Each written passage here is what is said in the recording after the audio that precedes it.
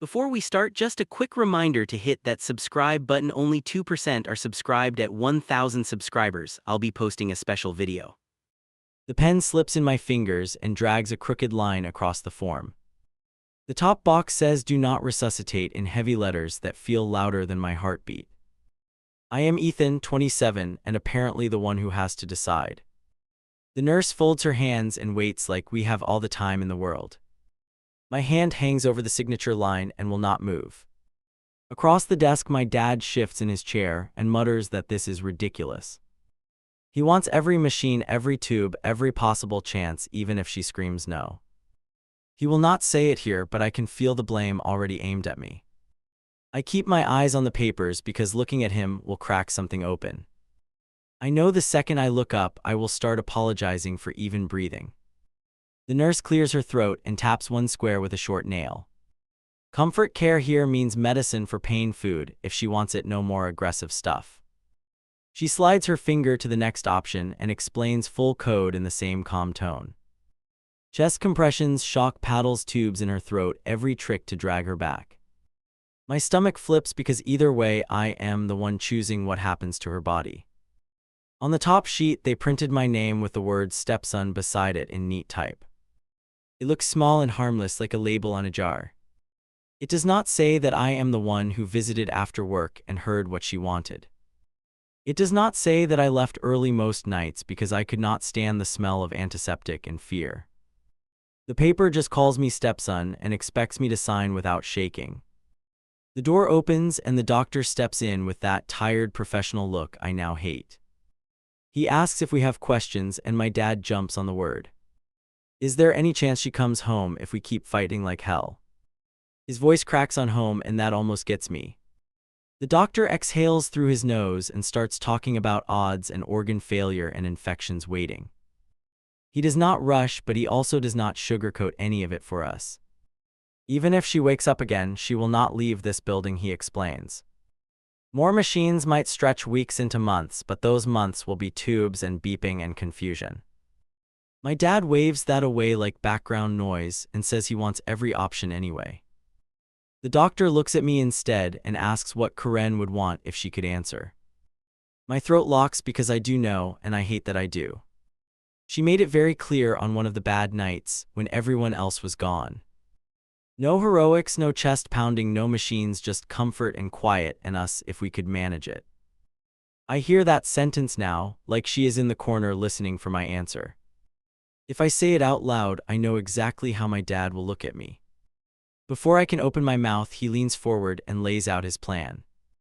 Try the vent for a while, then maybe dialysis, then maybe whatever new thing they have hidden. He talks about miracles he has read about and neighbors who beat the odds somehow. He never once uses the word dying, and hearing that gap scares me more than anything. The doctor listens without interrupting and then turns back to me again like I am the tiebreaker. His next question strips everything down to the bone with one boring sentence. You are the healthcare proxy, correct, Ethan? My dad jerks his head toward me like this is news he never fully believed. I nod because that paper is already on file. There is no point pretending. The air in the room shifts and suddenly every eye lands on me at once. The nurse asks if we want a moment alone, and my dad snaps that we do. The door clicks shut behind them and leaves me and him and the stack of choices. He rubs his face hard and then points at the full code box with a stiff finger. You cannot just give up on her like that, not after everything she has done. The phrase "everything she has done" hits me in a way he does not mean. I want to tell him that choosing comfort is not betrayal, but even I half believe it is. Part of me still wants the movie version where she opens her eyes and jokes about the nurses. Part of me just wants this decision delayed so I can run away and come back later. If I wait, though, the machines go on by default, and that is a decision too. I hate that every path makes me feel like a coward in a different costume. I ask him one thing because I need him to say it out loud first. If she could sit up right now and circle a box, which one would she pick? He opens his mouth to argue and then shuts it again and stares at the floor. For a second I see the answer cross his face, and then he buries it. He still taps the aggressive box like it is the only responsible thing for a husband. The nurse comes back in when we call her and asks if we are ready to proceed. My dad does not sit this time, he stands behind me like a shadow. I can feel the heat of his stare on the back of my neck. The doctor runs through the choices one more time slower, like I might have missed something earlier. I realize is giving me a last escape hatch, and I hate him a little for that mercy. My hand finally moves and the pen lifts from where it has been frozen for minutes. I check the comfort care box and do not let myself pause long enough to picture her face. I sign my name under hers and the line comes out fairly straight, which feels like betrayal. The nurse flips the pages and stamps something official, and it sounds like a door locking. Behind me, I hear my dad swear under his breath, and that cuts deeper than any noise in this building. On the way out of the office, he brushes past my shoulder like I am just another stranger. He does not look at me when we walk down the hall toward her room.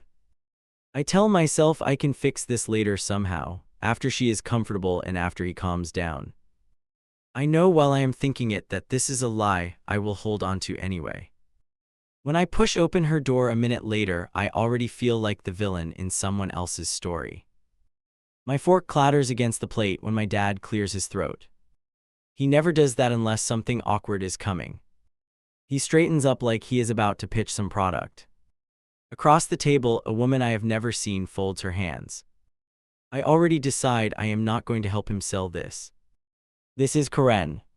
He gestures between us like we are two random coworkers. She smiles quick, a little nervous, and reaches for her water. I shove another bite in my mouth so I do not have to answer. If I keep chewing, I don't have to accept anyone new. She tries anyway. How is school? Her voice is lighter than I expected, not fake sweet. Fine. One word, nothing extra, thrown out like a dead battery. She does not flinch at the tone, which irritates me more. What's your favorite class right now? No one ever asks that, they just want grades. I stare at my plate and stab a piece too hard. Lunch. She laughs, not loud, just enough that it feels real. Strong answer, top tier subject. She lifts her glass like we are in on some secret. I do not smile, not on purpose, but my mouth twitches. I cover it with another bite because I hate giving ground. My dad jumps in fast before we get any sort of rhythm. Ethan's good at math. He says it like a fact on a report. Could do better if he focused. There it is, the little kick hidden in the compliment. Karen glances at him, then back at me. Math is brutal after a long day. She tilts her head slightly, like she's actually picturing it. I used to stare at the board and see static. Her fingers drum once on the table, waiting to see if I bite. I look up despite myself. You sucked at it too. The question slips out before I can keep it buried. Totally, numbers hated me. She grins like she is confessing a crime. My dad shifts in his seat with a small irritated sound. He does not like anyone admitting to weakness near me. Karen works in accounting now. He tosses that out like a correction. Like he is reminding both of us what success should look like. She shrugs. Still use a calculator for everything. Her voice goes dry, almost teasing. I just got good at pretending to know what I'm doing. My dad presses his lips together and I store that away. I want her to mess up. Say something cheesy, offer some stepmom line from a show. Tell me we are going to be best friends now. Give me a reason to shut down and stay angry. Instead, she leans forward a little and asks another simple question.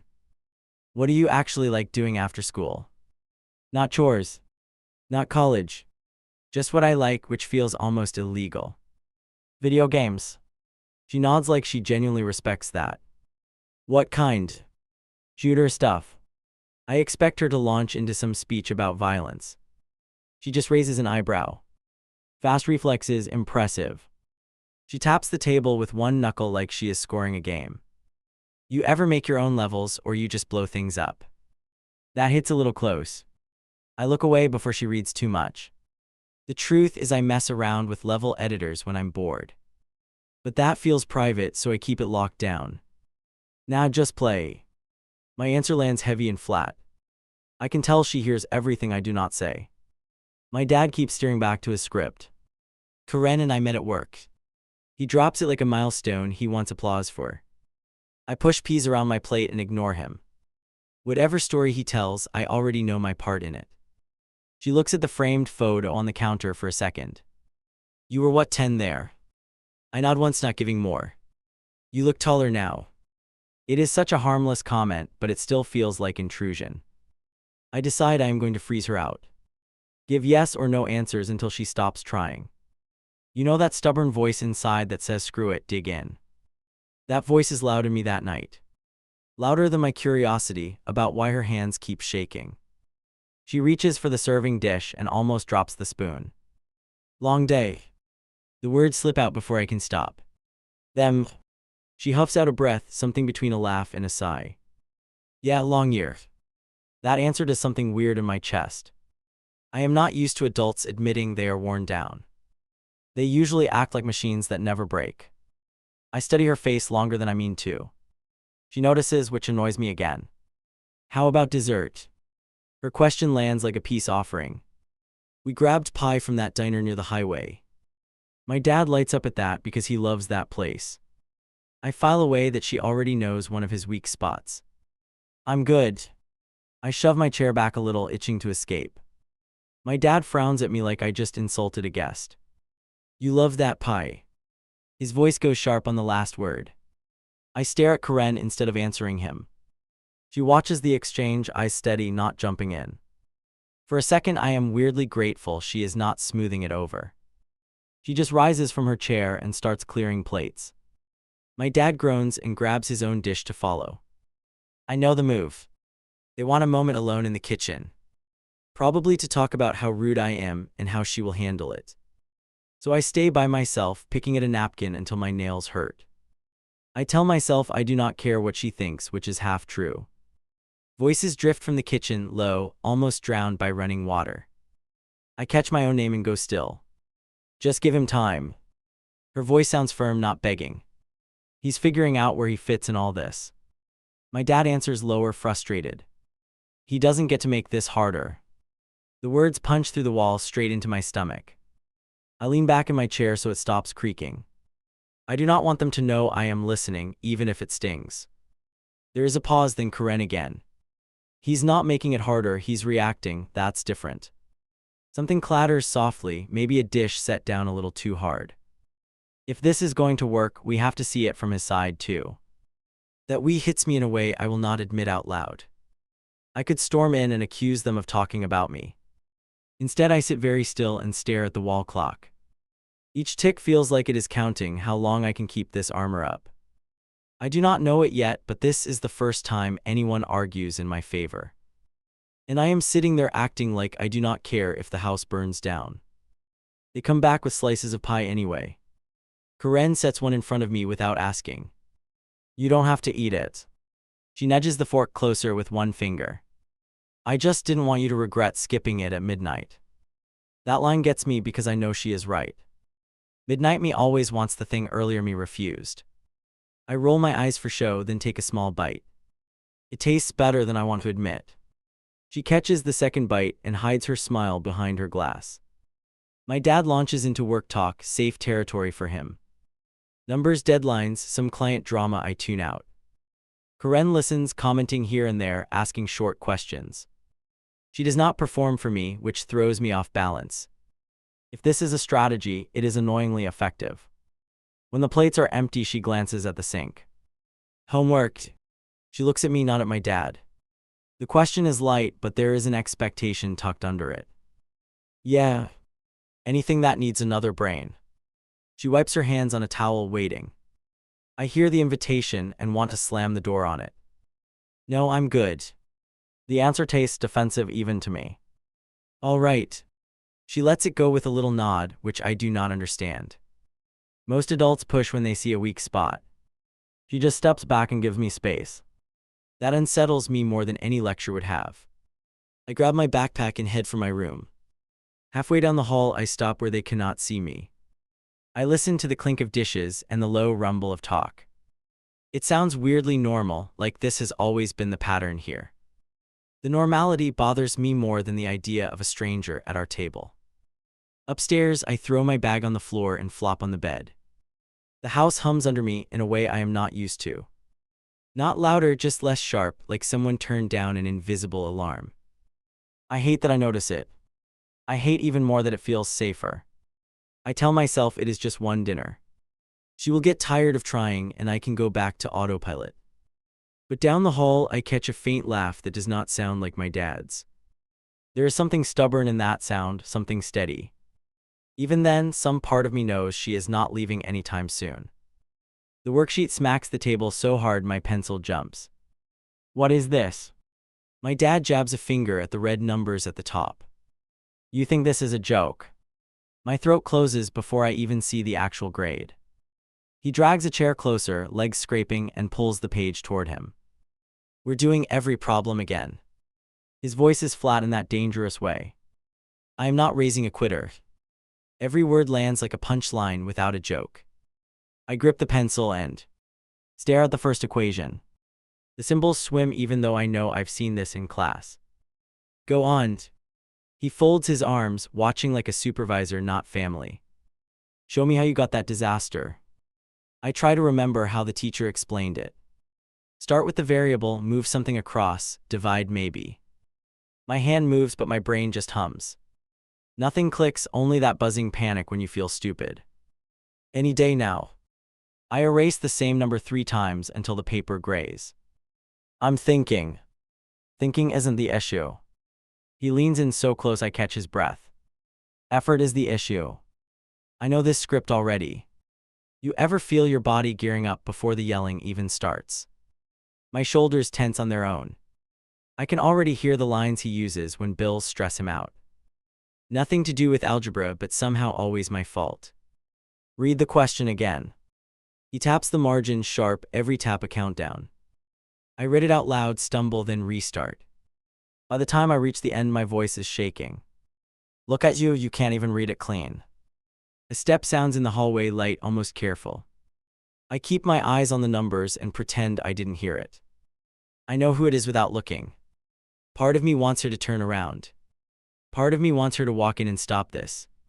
He slaps his palm down next to the book. Do the second one. I haven't finished the first. That is the problem. He laughs once, no humor, just disgust. The doorway fills behind him. What's going on? Karen's voice cuts through the room like a bell. I feel my spine straighten even before I turn. My dad glances back, jaw tight. Schoolwork.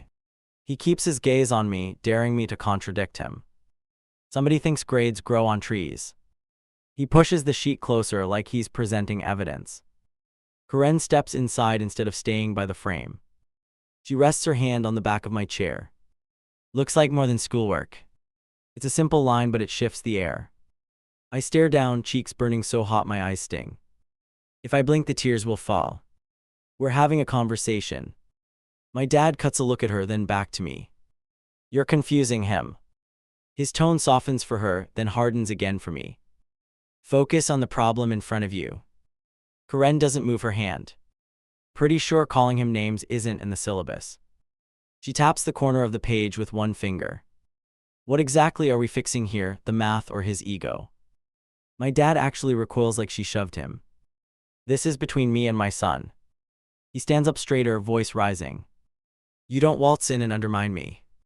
The word undermine drops heavy between them. I shrink in my chair anyway, even though she's the target now. Karen walks around the table and picks up the worksheet. She scans the messy numbers, mouth tight. You're frustrated, I get that. She flicks the pencil shavings off the margin. But this isn't teaching. He is failing. He taps his own chest like the victim here.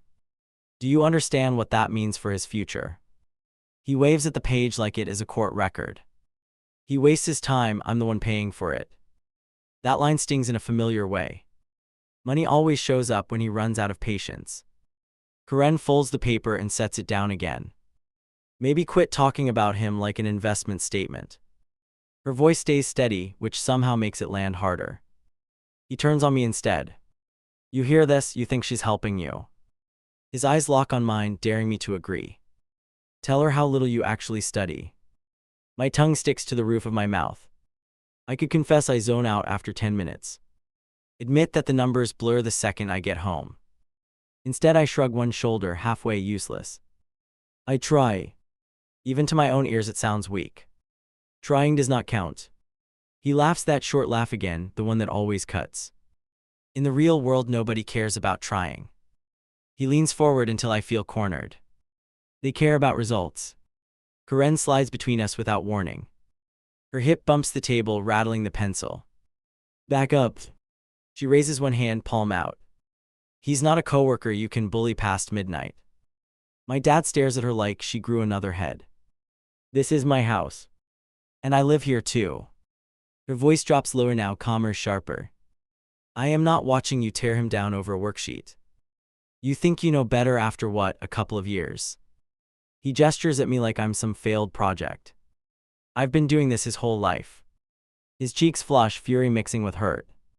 You do not get to step in and play hero. His words slam into me even though I'm not supposed to answer. Some part of me hears that whole life and wants to argue. Another part wants to apologize to both of them at once. Instead, I stare at my fists clenched on the table. The grooves from the pencil dig into my palm. Karen turns slightly, angling herself more toward me. I'm not trying to be a hero. She rests her hand lightly on my shoulder. I'm trying not to let you talk to him like that. The word you hangs there like a challenge. You're turning him soft. My dad jabs a finger in our direction. He already gives up the second things get hard. He points at the unfinished line of work. This is exactly why he is behind. I flinch because part of that feels true. I do shut down when things get too heavy. Karen notices the flinch and tightens her fingers on my shoulder. He is shutting down because you are screaming in his face. She steps closer, her back almost touching my arm. Lower your voice. Her instruction lands like a verdict, not a plea. If the neighbors can hear, it's not discipline. She tilts her head, daring him to deny it. It's just a grown man yelling at a stuck kid. For a second everything goes quiet except my heartbeat. I am half waiting for him to explode, half hoping he will. This is the first time anyone has framed it so bluntly. My skin prickles because she just said out loud what I never did. He hears it too and his face hardens. You are not his mother. The sentence cuts through the room sharper than any shout. He throws it like a knife at her chest. I stop breathing, waiting to see if she steps back. Every part of me braces for her to agree and sit down. She doesn't move. Not an inch. Maybe not on paper. Her eyes never leave his. But I refuse to watch you scare him into algebra. He scoffs, gestures at my white knuckles. He needs pressure. He needs help. She points to the eraser dust ground into the table.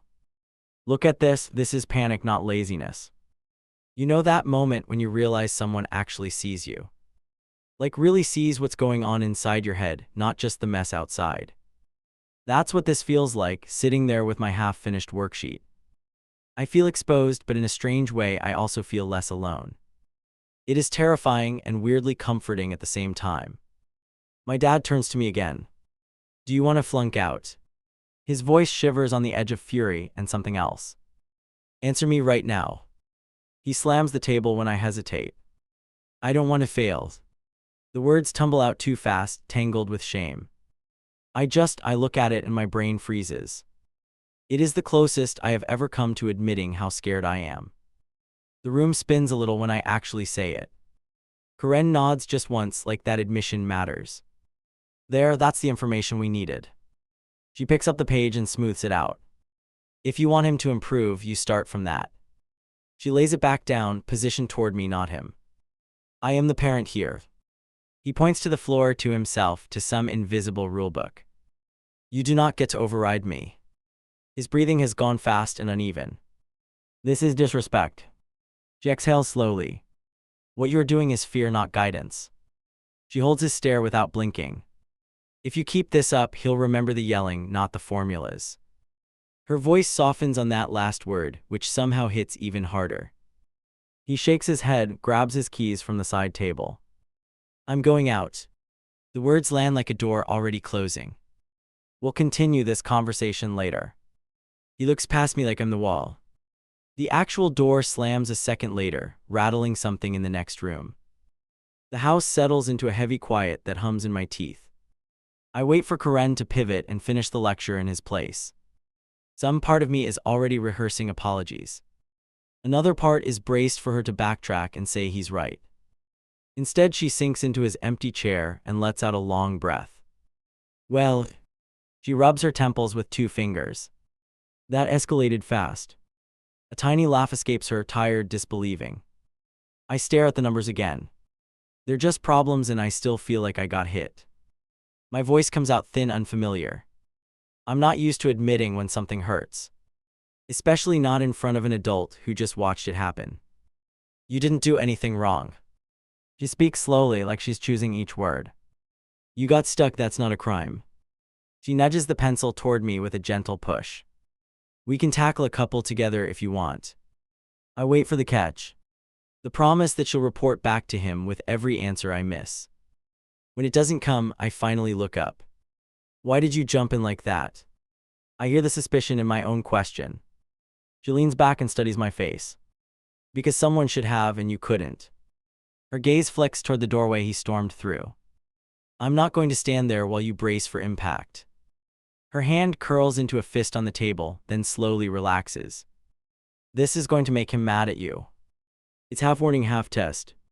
She shrugs, small but stubborn. I can live with that. Her eyes slide back to me. Can you live with him being mad at you because of me? The thought makes my stomach twist. I don't answer. Right away. She lets the silence hang, no pressure, just waiting. You're not the problem. She nods like that was the answer she was hoping for. Then tonight I'm in your corner. She taps the worksheet again, lighter now.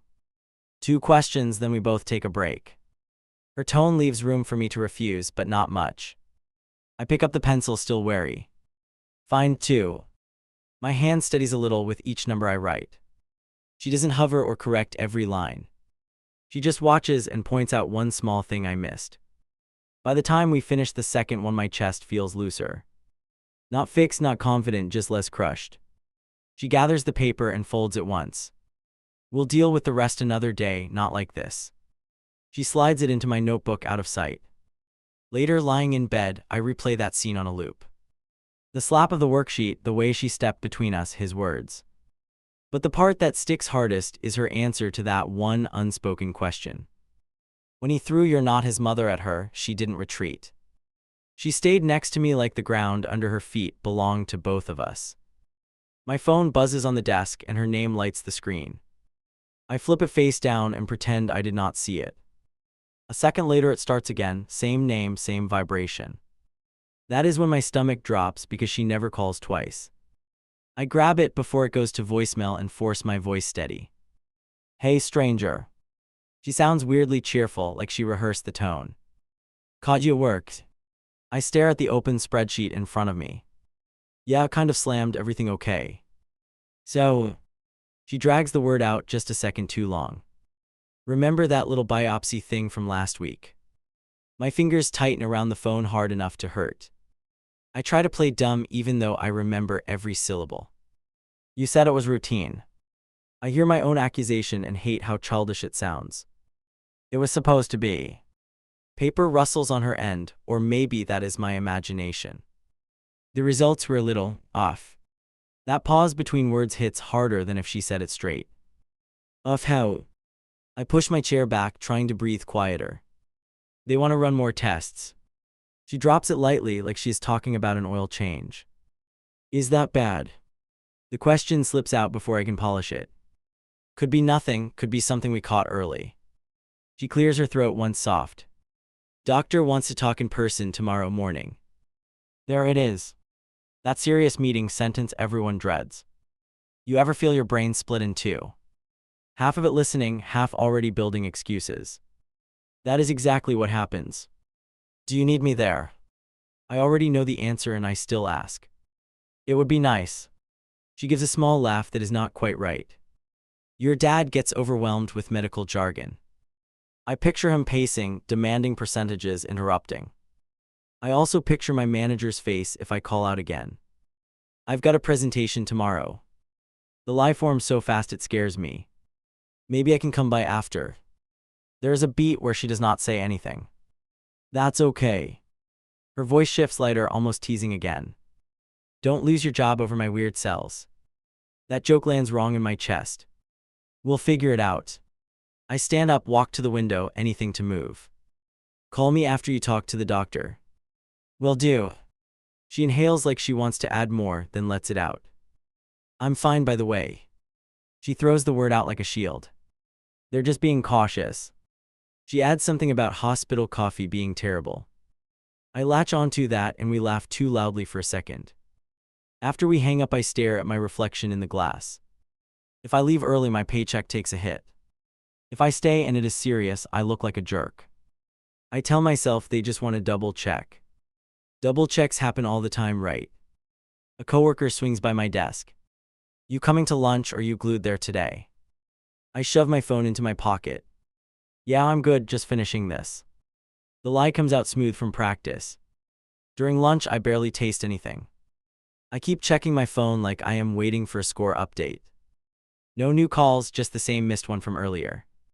I could text her and ask more questions. Instead, I scroll mindlessly until the hour is up. Her update finally comes in late afternoon. Long message, too many lines to read at once. Words like treatment and stage and options jump out. She adds a smiley face at the end, which makes it worse. My heart pounds while my brain tries to file it as manageable. I type out, "Are you scared?" then erase it. I write, "Want me to come by tonight?" then delete that too. I end up sending sounds like "You're in good hands." Even I can hear how hollow that sounds. She answers with a thumbs up and a heart. Here's the ugly part I hate admitting. I convinced myself they were exaggerating to be safe. People catch this stuff early all the time now. My life was finally on some kind of track. I did not want this to yank everything sideways again. Days start sliding together. She sends photos in a hospital gown, making stupid faces. I react with laughing emojis and ask dumb questions about TV channels. Every time she suggests I visit, I mention deadlines or traffic. Every time I believe myself a little more. Her messages shift over the next weeks. Less about tests, more about fatigue and side effects. I slept all afternoon again, lazy bones. She adds that same joking tone, but the content changes. I register it and still tell myself it is temporary. One night she calls while I am on the couch. Guess who gets to try chemo? She tries to sound excited, like she won a raffle. I force a laugh that comes out rough. Front row seat to hospital food, lucky you. You should swing by if you're around. I stare at the blank TV screen while she talks. They say the first session is the worst. The word worst hangs there, heavy, waiting for me. I'll check my schedule. I could go right then. Nothing is actually stopping me besides my own inertia. Instead, I do something I still hate myself for. I've got early mornings all week. I rub my forehead like the lie hurts. She does not argue. Then just text me. Her breathing sounds louder now, more effort between words. Hearing from you helps more than you think. That sentence sits in my ear long after we hang up. The first time I drive near the hospital, I do it by accident. Wrong exit, wrong turn, suddenly there it is beside my lane. I grip the steering wheel and pretend I do not notice. I tell myself I do not have time to stop on the way home. At the next light, I almost turn in anyway. Almost. I sit there, blinker ticking, hands slick on the wheel. If I walk in, everything becomes real in a way texts are not. If I keep driving, I can still pretend this is a phase. The light changes and I keep going straight. Weeks stretch. Her hair starts coming out in clumps, she jokes in another photo. She sends a selfie with a beanie pulled low. I look like an egg, rate my style. I type "You're pulling it off" and hit send too fast. My dad leaves voicemails sprinkled between her updates. They're changing medications again, call me. She's nauseous but in good spirits, give her a ring. He never asks directly why I am not there. The disappointment is baked into his tone anyway. Finally, one text from him hits different. Doctor wants family present tomorrow. No extra info, no casual filler. I stare at it until my vision blurs. Tomorrow is a word that does not leave much room to dodge. I actually request the morning off that time.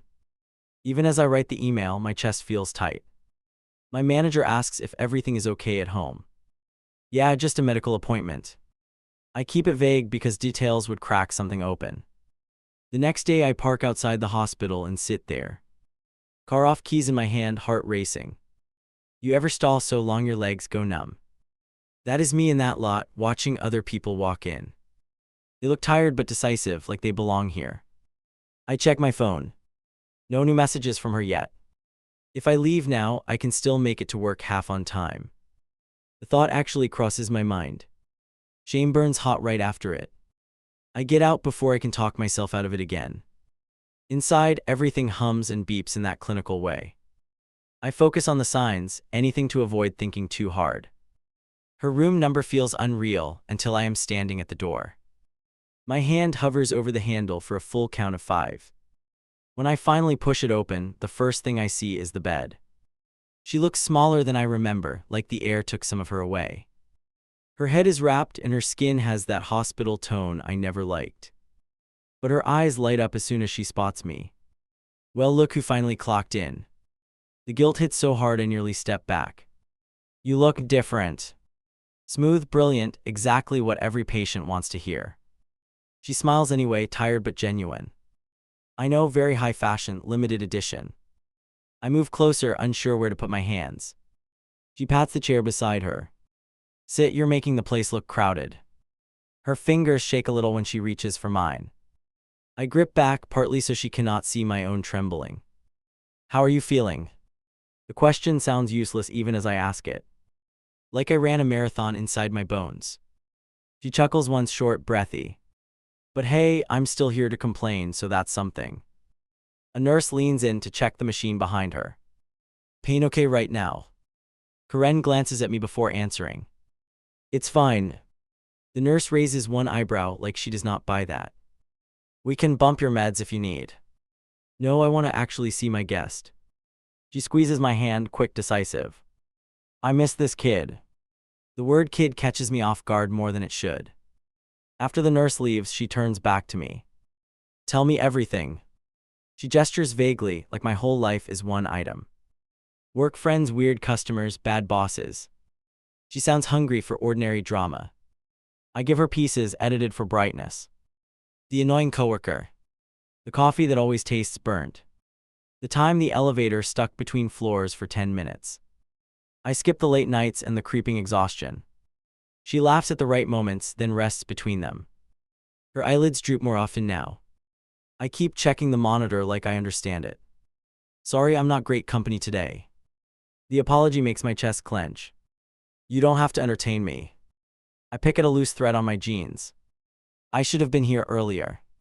The confession slips out before I can stop it. She opens her eyes wider at that. You're here now. She shifts her hand to my wrist. I know your life is busy. The forgiveness in her tone feels heavier than any accusation. I'm proud you've built something. I want to argue that work is not some shining accomplishment. That half the time I feel like I'm barely keeping up. Instead, I swallow it and nod once. Yeah, it's a lot. The understatement feels cheap. At some point, the doctor steps in to check on her. Talks about progress and side effects and next steps. Most of it washes over me in a buzz. One phrase slices through everything else. Depending on how she responds, we may discuss palliative focus later. That word palliative lands and just sits there. I file it away without touching it. Karen cracks another weak joke about being a science project. The doctor smiles politely and leaves the room. Silence fills in right after him. What did he mean by that? I am surprised hearing myself ask. She watches the doorway for a moment. Means they're trying different approaches. Her answer is technically true and completely incomplete. She must see something in my face. Her expression softens in that familiar way. Hey, look at me. I drag my gaze back to her. I'm not going anywhere today. That's a low bar. The words come out sharper than I intend. She snorts, then winces, hand to her chest. Smart mouth, good, I'd worry if you got polite. For a second our old rhythm returns, then fatigue swallows it. After an hour her eyes keep drifting closed mid-sentence. I stand up finally, not wanting to push her more. I should let you rest. She opens her eyes again at that. Already kicking me out. I'll come back tomorrow. The promise leaves my mouth before I measure it. She studies me like she's checking if I mean it. Tomorrow sounds nice. Her smile this time is small but warm. When I lean in to hug her, I feel how fragile she's become. Her shoulder is all angles under my hands. She smells like antiseptic and something metallic. She holds on a second longer than usual. Thanks for coming, kiddo. Walking out, I tell myself this was the turning point. From now on, I will show up, no more dodging. Tomorrow and the next day and the one after. In my head, I line up all the visits we'll have. I do not know yet how fast those tomorrows will evaporate. Her hand shoots out and hooks my sleeve as I stand. Don't go yet. Her grip is weak but insistent, like she used the last bit of energy on that move. I freeze halfway out of the chair, halfway toward the door. Whenever she used that tone, something important followed. I'm just grabbing the nurse. I point toward the call button, stalling like a coward. They'll bring your meds, you can rest. I don't need drugs right now. She tightens her fingers, breath coming short. I need you clear. Those 3 words pin me harder than any machine in this place.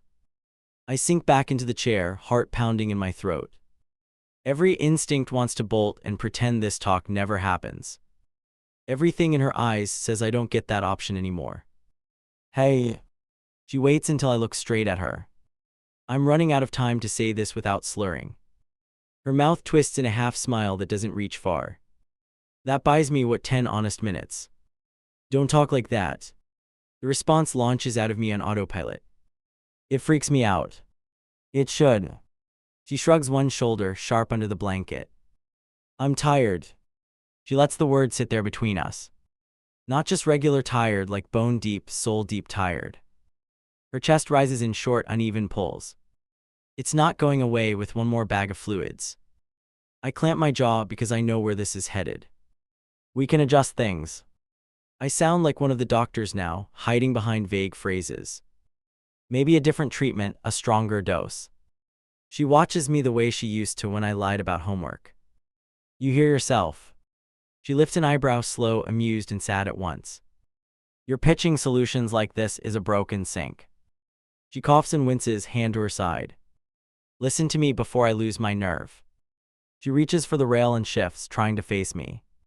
More. I don't want them breaking my ribs for a few extra hours. Her voice stays low but firm, every word deliberate. I don't want tubes everywhere while you 2 argue in the hall.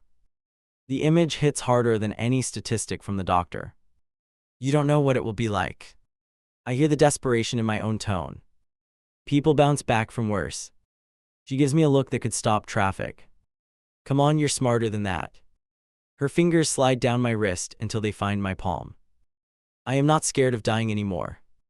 She swallows, throat working. I am scared of getting dragged through every machine while you watch. That is the part that finally cuts through my denial. You're asking me to give up. It sounds harsh out loud, but it is what I feel. I'm asking you to respect me. Her eyes shine but no tears fall. I know my own limit better than you do.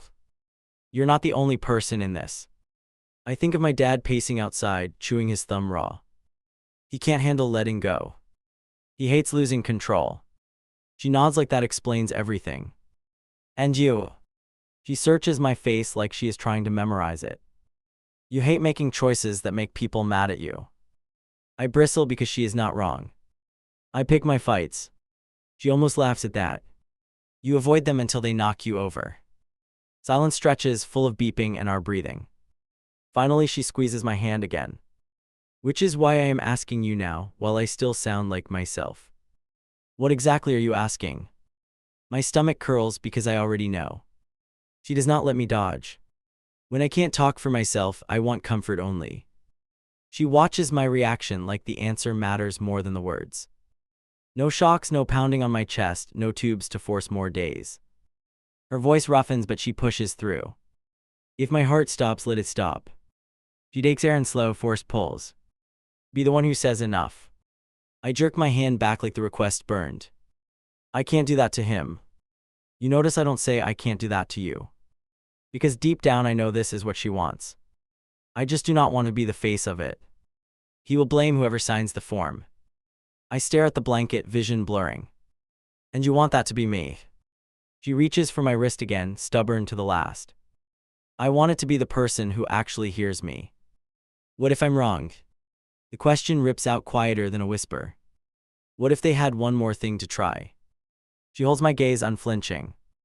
Then they can try it on someone who says yes. She lets her head fall back against the pillow, spent. I have fought this thing as hard as I could. The edge in her tone surprises me. I am not throwing in the towel on a whim. She tilts her face back toward me. Look at me. I do, because not looking feels worse now. You know how stubborn I am. A tiny grin flashes across her mouth. I would not be asking if I had anything left. I feel something crack inside, slow, unpleasant. You want me to tell them no?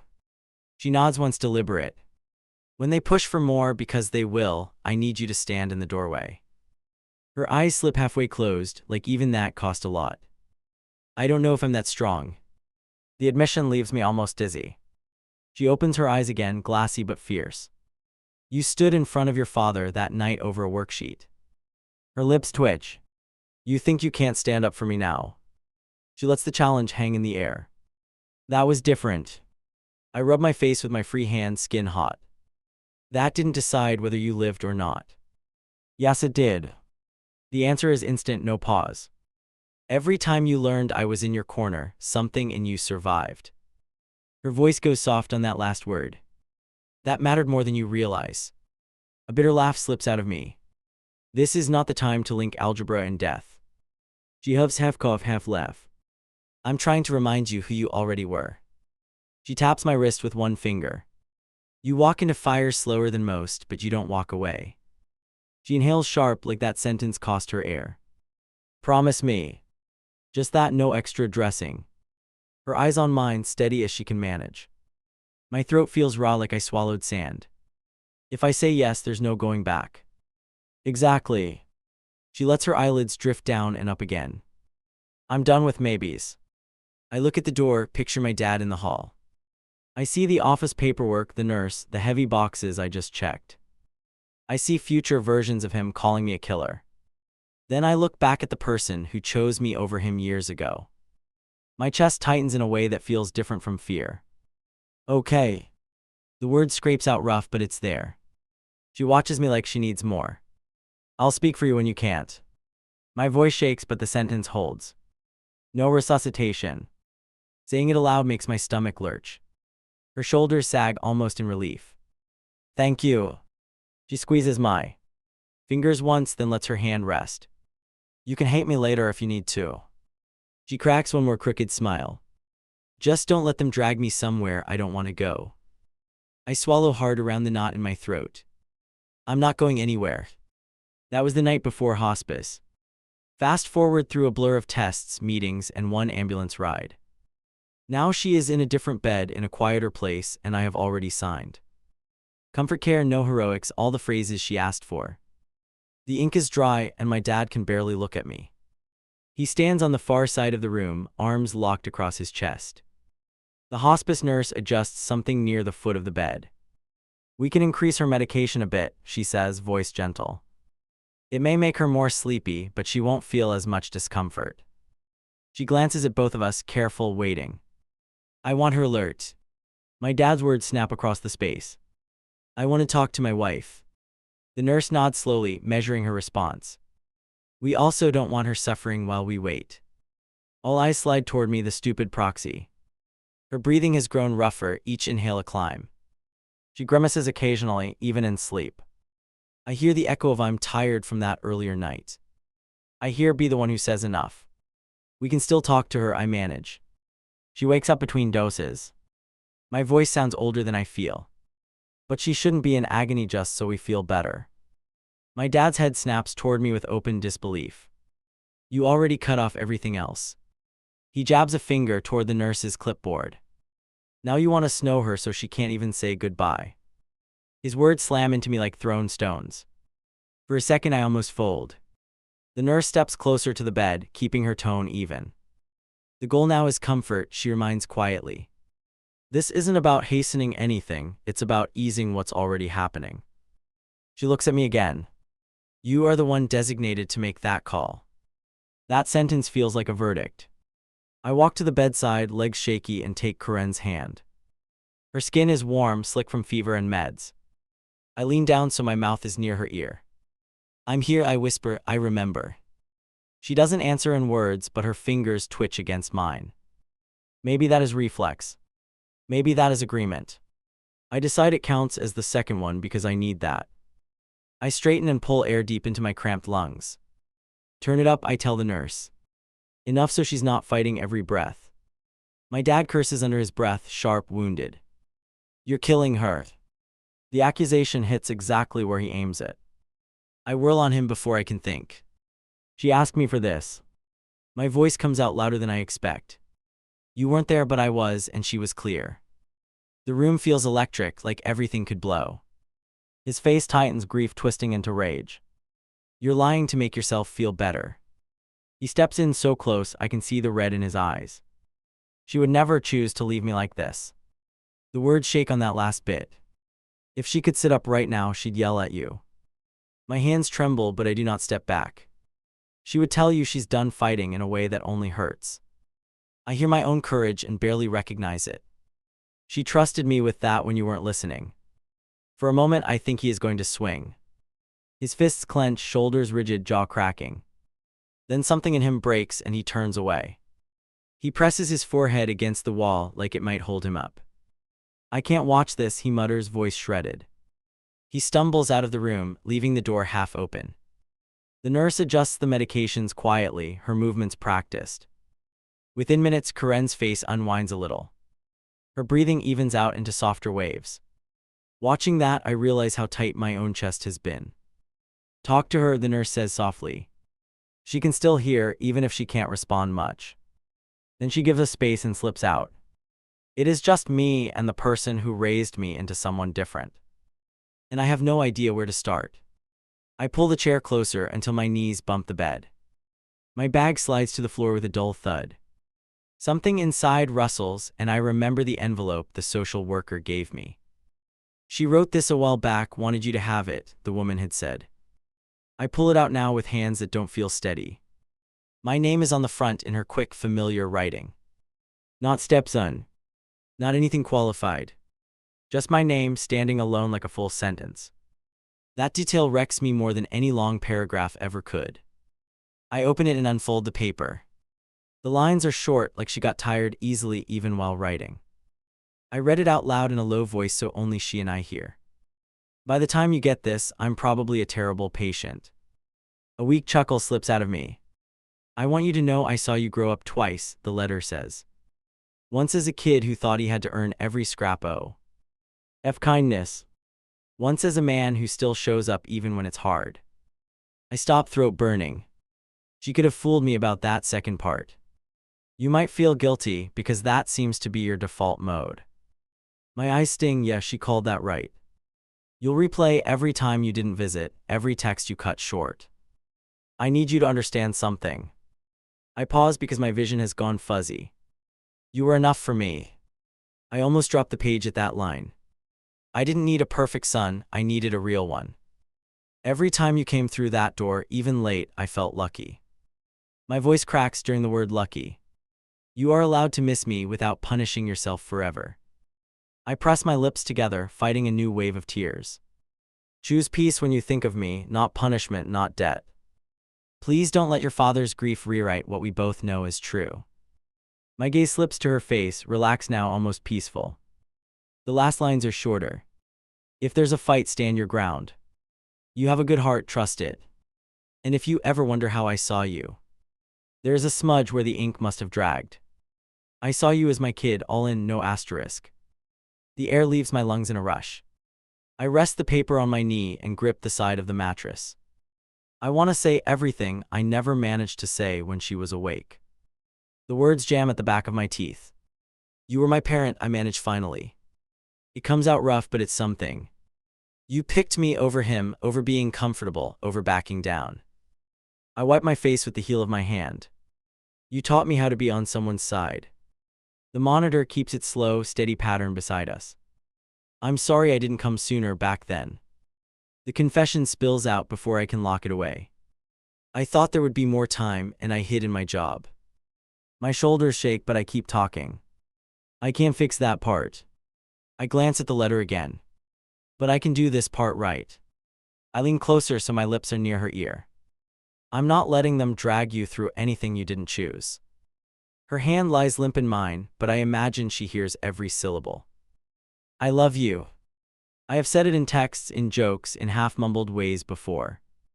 This is the first time it feels like I am saying it to my mother. Thank you for being mine, I add, voice breaking. The nurses come and go, checking, adjusting, moving around us. Hours blur while her breathing grows shallower. My dad returns at some point, eyes red, shoulders sagged. He stands on his side of the bed, silent, watching the rise and fall. He does not look at me, but he does not shove past me either. When her breath starts spacing further apart, the nurse stays. No one announces some big moment. It just happens in tiny shifts. Longer pause. Another. I hold her hand through all of it. I focus on that contact instead of the monitor. There is a final exhale that does not draw back in. The nurse listens, then reaches to switch off the machine. The sudden quiet rings in my ears. My dad lets out a sound I have never heard from him before. He folds over the rail, shoulders shaking, forehead nearly on her arm. For once, I do not move to fix it or soothe him. I stand where I am, anchor on my side of the bed. I know if I cave now, I'll undo everything I promised her. The nurse touches my elbow. I'll give you both a minute, she murmurs. When she slips out, the room feels strangely big. My dad finally glances at me, eyes swimming. We should have kept trying, he whispers. Every muscle in my body wants to bow under that line. Instead, I unfold the letter and push it gently toward him. She wrote this. My voice is low, steady for the first time all day. She chose this, not me. He stares at the paper like it might bite. His lips move as he reads the first lines. I watch his face crumple when he hits the part about no debt. His knees buckle a little and he drops into the chair. He does not say sorry, but he does not spit blame either. I didn't know she felt like that. He almost chokes on the admission. She tried to tell us, I answer. The us surprises him maybe. It surprises me too, but it feels right. We stay like that for a while, quiet, each with our own wreckage. Eventually the staff comes back to do what they have to do. Forms, belongings, next steps, all the practical pieces. They ask about arrangements, about who will sign, about timing. I hear my dad's voice falter when they mention more paperwork. I'll handle it, I tell them. They turn to me with relief and sympathy mixed together. The last consent, the last initials, the final signatures. My hand does not shake this time. I know exactly who I am signing for. There is no dramatic music, no speech, no perfect closure. Just a quiet hallway, a worn envelope in my pocket, and a weight in my chest that feels strange. Not light, not heavy, just different. Like something hard inside final. Why shift it into place? For the first time when I think of her, guilt isn't the loudest voice.